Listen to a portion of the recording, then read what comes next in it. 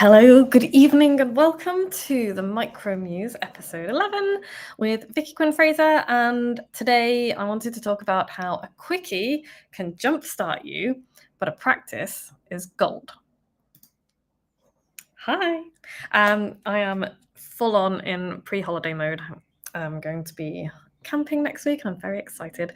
And I'm also fresh back from Atomicon 2025, which took place in Newcastle last week. And it was a lot of fun and it was a lot. I find peopling a lot. But there were some really great talks. I got to hang out with some of my clients, which was amazing. And sorry, I'm being dazzled by the sun. And yeah, just loads of notes. And I think my highlights were Rory Sutherland was brilliant. Tamu Thompson was brilliant. Hadn't met her before, hadn't seen her before. She was wonderful. And Jeff Ram was also brilliant. And Laura Belgray was wonderful. Have been in her world for quite a long time, have never seen her speak live. So that was a real treat. And it just got me thinking about all of this stuff that we kind of learn at these big events. And I was actually talking to my friend Yinka about this just yesterday when we were talking about this, and they can be really fantastic for motivation and for inspiration and for getting ideas and all of the rest of it.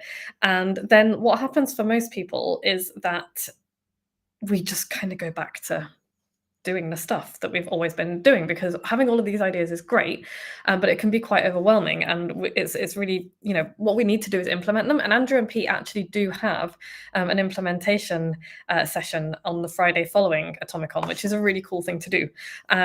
But again, I wonder how many people actually kind of take it up and follow it. And I just wanted to talk about that in the context of writing and writing a book, because we can be inspired by all sorts of people. And I hope that people watch my little videos and read my books and, read my emails and my posts and think, yeah, I get people saying to me, it's really inspirational. You make me feel like I could do this. And I'm like, cool.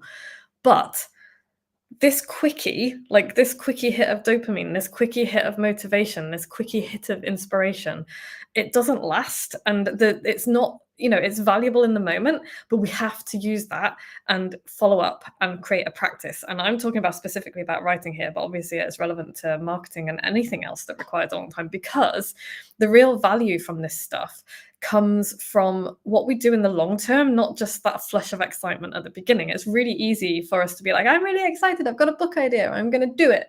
Cool. How are you going to do that? Because just being excited about it is not going to get it done. And what we need to do is build a practice. And I often come up against a bit of pushback, not with my clients, because my clients are willing to do the work. They're willing to get their hands dirty and get in there and do the work because they really want to do it. But I do see a lot of talk online and on LinkedIn. Oh, I can't do that because I've got ADHD. And I have ADHD. That means it's a little bit more difficult for people like us, for people with brains like us, to get it done. Doesn't mean it can't be done. But if we're going to sit there and use the excuse, oh, I can't do that because my brain won't let me, without even trying a bunch of different ways. And I get it. There is a lot of advice out there that is terrible for people with brains like mine, which is why, by the way, I wrote my book, Don't Eat the Frog, which you should totally get off Amazon. It's only a few quid. It's a really good read. Let me wave it at you. Oh my God, I can't even find my book. Here we go. That's what it looks like. I drew that frog.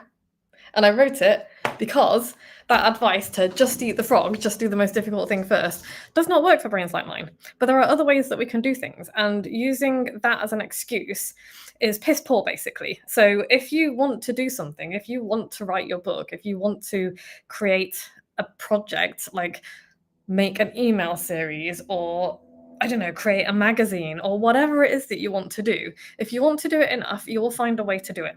This is not me doing you just don't want it enough. This is me saying, find a way to do it. I've spent my entire life being autistic ADHD. I got my autism diagnosis just a couple of weeks ago, actually, which came as no surprise to anyone but me, apparently. So not even that much of a surprise to me, really. But I've spent my whole life not being able to do stuff and not being able to figure things out in the way that I was supposed to be able to do it, because my brain just didn't work that way. So I figured out how to make it work. I figured out how to do the things that I want to do. I've written 4 books, 5 books. I have a lot of unfinished drafts as well. And there's a lot of shit that I failed at as well and haven't managed to do. But I had a podcast with 400 odd episodes. That's a practice. I have been writing emails 3 to 5 times a week for the last 11 years. That's a practice. I have found a way to make it work for my brain, and I've spent my whole life figuring out how to do that. And which is why I can help other people do it as well, which is why I get so frustrated when I see people like, oh, I've been to this big event, or I've had this big idea and I've done this big thing, and it's like so inspirational and I'm going to do it. And it's like, cool, how? You need a practice. There is no way to write a book other than being dedicated for an amount of time and sitting your ass down, or walking around, because you don't have to sit your ass down, and doing the work like consistently to get that done. And that is the only way it's going to happen. It's the only way it's going to happen. So if you really want to do it, you need to make that happen.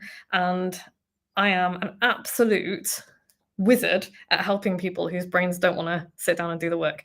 So, if that's something that you want to do, come see me. I will help you create a practice. One of the ways that I do that, by the way, is I made the creative playground in lockdown when everybody was like, what's happening? And we miss people. And so I made the creative playground as a space for people to come together and get the work done that they want to do. Because I hear all the time, I don't have time to do this. Make time.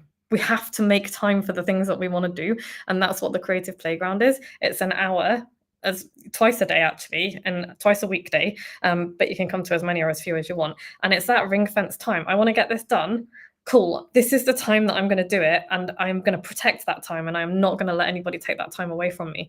And people have written entire books in the creative playground. I've written a book in the creative playground. It's really valuable for me as well. So that is a place where I take the inspiration of like, yeah, I've just done this thing that's really exciting. Cool. Here's the place where you make it happen consistently every day, or 2 times a week, or however many times a week you want to come along. That's how we make it happen. No excuses. I know life gets in the way sometimes, but apart from like the big life stuff, no excuses. You're not going to let other people's urgent shit get in your way. This is the ring fence time for you to do the thing that you want to do. So yeah, life is short, people. We gotta do the things that we want to do and make space to do them. So yeah, quickies are great. They're really fun. They're really inspirational. But the real value, the real gold comes in what are you going to do with that quickie? You're going to turn it into something long and wonderful, and something that you can turn into a practice that is delightful and creative and joyful, because this doesn't have to be a grind either. So that is my sermon. Thank you for coming to my TED Talk today. What is my 2-minute takeaway? Here it is. Make yourself a promise that you will commit to a writing practice.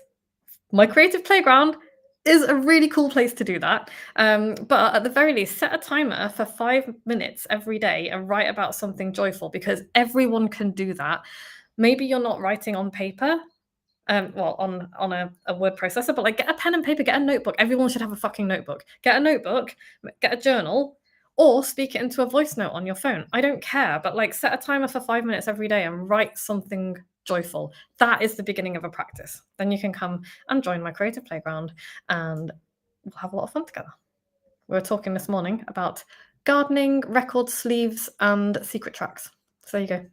And if you would like more from me, you can follow me here. Obviously, hit the follow button, hit the connect button if you would like, and subscribe to my email list. You can go to moxiebooks.co.uk/freebies and get some free goodies to help you build a writing practice and use your voice to make good trouble. Peace out.